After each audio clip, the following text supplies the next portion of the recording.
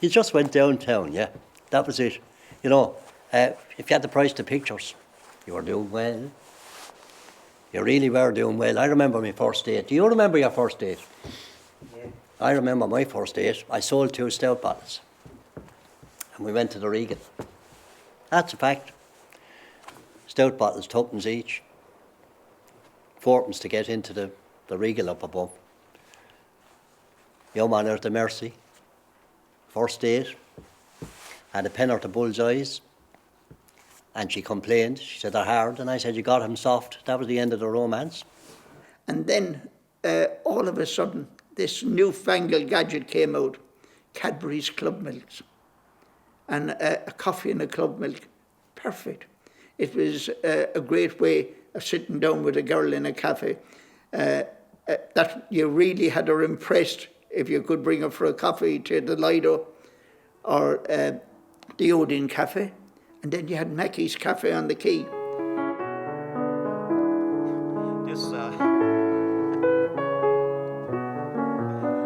I tried to woo my wife with this.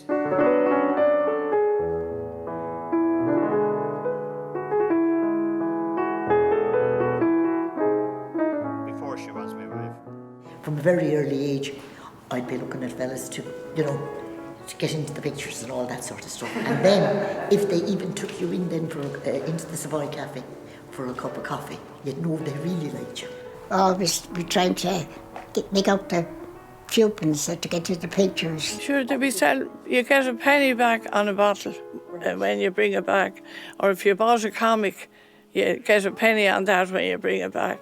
And then there was 240 pennies in a pound. You get a lot for the penny.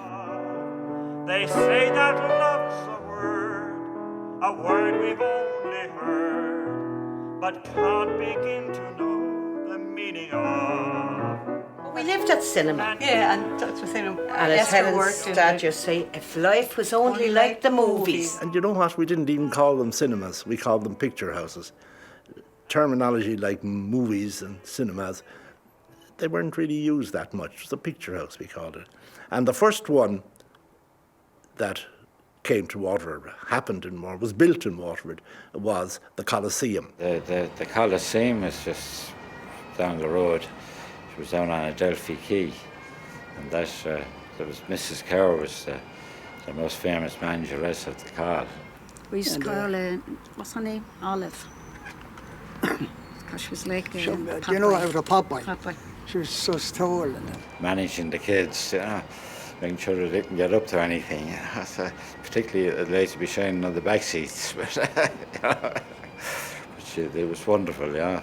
They used to show the westerns, and I think every Stevenson's Day they used to give a bag of sweets, and they had an early showing of some western. I remember as a kid they had Rock Around the Clock or something like that there, yeah. And throws, watching the throws going down there, I was too young to go. And any noise, or a man there, the Sheriff Kelly, they used to call him. You get a belt of a flash and the rubber ones on the back of the head. Stay quiet now. If you gave him a taffy, then he'd leave you alone. Jam jars were very scarce, so if you bought jam or marmalade, you were expected to bring back the jar and trade it in before you got another one. And if they would scout around, if they found jam jars around the place, they'd bring them along to the Col, and the Col would take the jars. If a jar, a 2-pound jar, was worth 2p, then 2 of them would get you in. But she's crushed 2 or 3 children in one seat, just for the following ups, and Hopalong Casty, and Roy Rogers, Buster Keaton, all them were the ones then. You know, Batman and Robin is a good example. So yeah, it's about 10 minutes to a quarter of an hour. So it finished, and you see Batman down the pit and the spikes coming in, and come back next week, will Batman survive? And we're all trying to figure out how he survived. So of course Robin had put a big pole down to stop it. He'd just walk up out of it. They kicked up a stink if they were bored, and then they cheered like Billy-O if the cavalry were coming to the rescue. And so there was always an excuse for noise. So if there's a cowboy run then from the Coliseum up to Ballybrickin, there'd be 2 gangs. We say 6 would go off and 6 behind. And the baddies go off and we'd hide in the docks, up in the tarpaulin, and the others would have to come in and shoot us. But this particular day, after walking in the river, I managed to get one of those seats and my brother was in the other one, whatever. But then I noticed my feet were still wet and there was water in my boots. So without thinking, I just emptied them out, which you would do when you're about 8, 10 or 11. And then the Sheriff Kelly was his name, he was the bouncer or whatever you want to call him. He came along and he saw the water on the floor and he thought I was after piddling on the floor. And he grabbed me by the shoulder and fired me out of the cinema. And luckily enough I had some money left and I went into the deer place. The trouble was there was only one toilet for the 2 places. So at the break I went into the toilet and I was standing there. And the sheriff appeared alongside of me, he looked down at me. I thought I threw you out of here. No, that was my brother. And also Theatre Royal had films going on here on different occasions. And they had a film, Mutiny on the Bounty, here. And everybody started running down to it because there was a scene of all the ladies on the island with nothing on them. And it was packed. All the boys were coming down. I think they came in twice or 3 times. Like, I'd sneak into the Coliseum. I'd sneak into the Savoy. You couldn't sneak into the Regal because you had to go up a metal fire escape to get in. The censorship, you know, in those days, mad. You'd see kind of a film and you're looking at it. And next minute you see a man going into a room and a woman going into a room into the bedroom. Next minute it was gone. So you didn't know what was happening. So you were trying to figure out what was going on there. Now, the Regal was a different kettle of fish now. I mean, the Regal, like, you couldn't jump. I mean, you'd die if you jumped from the upstairs down. Have a vivid memory of we going to there for Ben Hur, I think, was on. And Johnny was coughing. And he was coughing and he was coughing and everyone was looking. But I couldn't tell him to go out. But he should have really, you know, because you couldn't really hear the film. And I thought, if the lights go on, I don't want him to see who I am. Of course, we had a Savoy cinema just around the corner from us, and that was magic. You know, we wouldn't have the money to go there. But as youngsters, we went over, particularly on a Sunday evening, we sat down over by the corner and we watched the crowds, and I mean crowds coming in to see the films. Now, the Savoy was a different shape than the Regina. The Savoy, the chief seats were up on a kind of a little level high, and they went to the valley in the middle. Like, it was kind of like a pit for all the world. So you have to go from there over the pit to get into the deer seats. That was a bit of a challenge. You have to be fairly quick to do that. I can remember the Savoy cinema up there, right?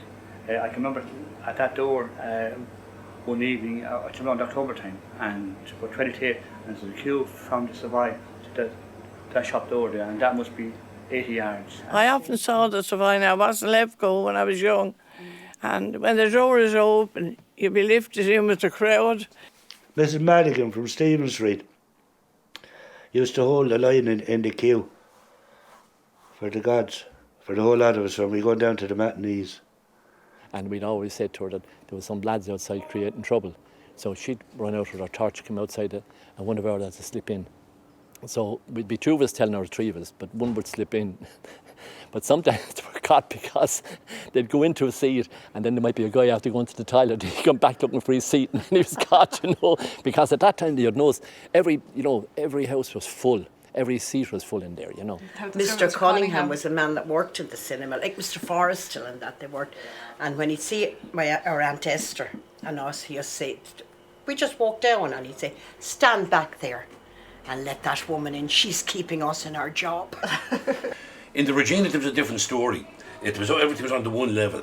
And we said you had 3 or 4 planks, for the want of a better way of putting it, up close to the screen.